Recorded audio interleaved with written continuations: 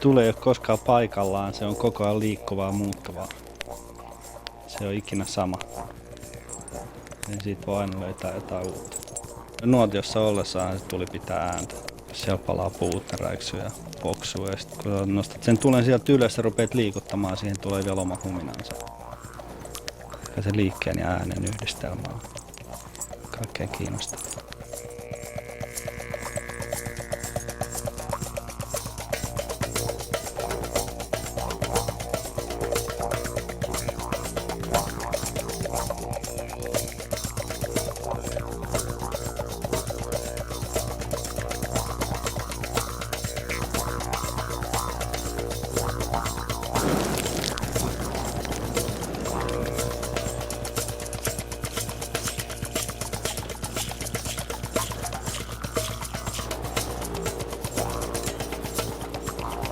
Niissä välineiden käsittelyssä siinä voi saada sen tunnelman, että on niin kuin tämän välineen herra. Toinen on se puoli, että siihen laitetaan se tuli mukaan, mikä taas on arvaamaton ja sen kanssa on aina hyvä pitää se kunnioittava väli. Eikä olla ajattelematta se silleen, että on tämän tulen herra.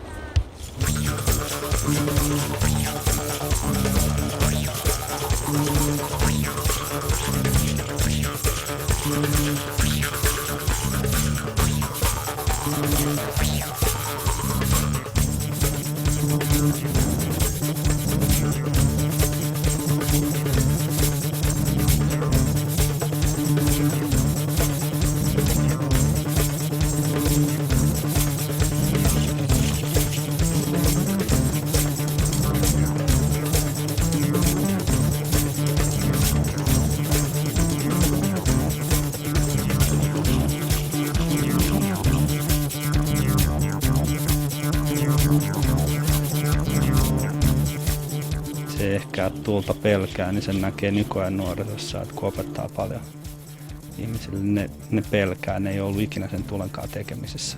Et nykyyhteiskunnassa kaikki pitää hallita ja lokeroida ja kaikki pitää kieltää ja määritellä ja tuli nyt on just semmoinen elementti, mitä ei voi sallia, koska sitä ei kukaan kumminkaan voi hallita.